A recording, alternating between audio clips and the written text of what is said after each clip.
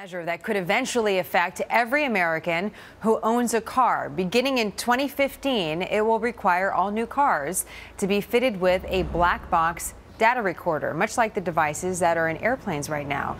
So what does this mean for your civil liberties? We wanted to ask our senior judicial analyst, Judge Andrew Napolitano, who gets to be face-to-face today, not in another studio. What a pleasure to be here with you, Nice to have you with us, instead of down Judge. in the basement.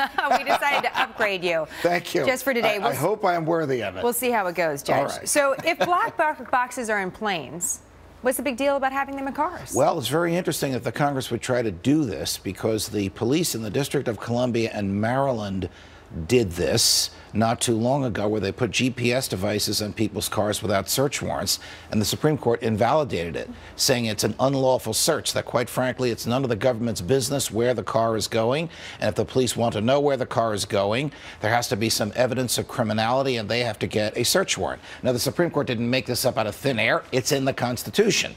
The police just can't investigate whoever they want on a whim or follow whoever they want because they like following the person. There has to be some evidence of wrongdoing on the part of the person they're following. Well, as we understand the legislation, it was a part of a transportation bill that is not part of the House bill, and it gets too much in the weeds to really go into it, other than it has been a proposal that has made its way in some way through Congress. But one of the parts of the legislation would be that it's my property. So if I own the car, I own the black box. So it's my property. It's not the police.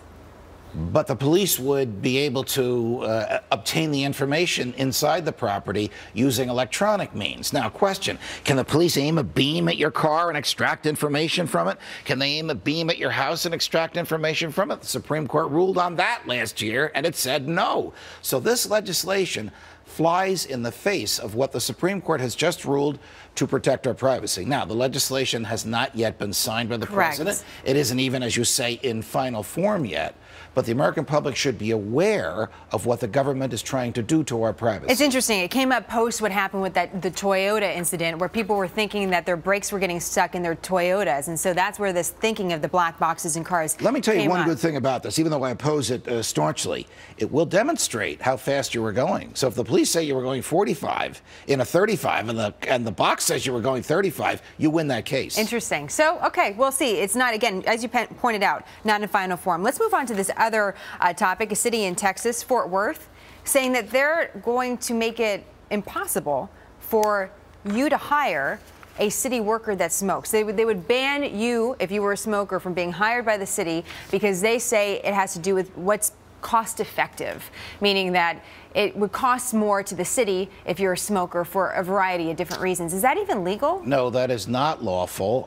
It has been tried several times before, and the courts have interfered with it because basically it's an intrusion into a person's private behavior using a product that is lawful. We're not talking about drugs that are against the law, like marijuana or cocaine. We're talking about tobacco, which is, of course, a huge product in this country, which the government, including this city, receives a tremendous amount of revenue as a result of the taxes imposed on it. Look, I don't like smoking, and I know sometimes smokers, we all know them, have an odor about their bodies, but this is private behavior in a non-work environment. It's not the government's concern. I have to run, but we just did a story last week about a hospital in Texas that's not hiring people, but if they're overweight. Is that different? What more nanny state are we going to get now? Look, the only way weight can come into the decision to hire is if it's a bona fide occupational qualification. If the heavy person, the person the hospital says is heavy, can do the job of a thin person, they can't not hire them because they're heavy. All right, we're going to continue to watch all this nanny. You got your plate full. My hands are full, Jenna. Stuff. Judge, nice to have you in person. Pleasure to be here. Really a pleasure. Does Ricky know how lucky he is getting to work with you? Did you see that, Rick? I do. I may not make it back over to the set. And Judge, you deserve another invitation back up to the studio real soon. Thank you. All right, coming up, it looks like a two-man race, but women could make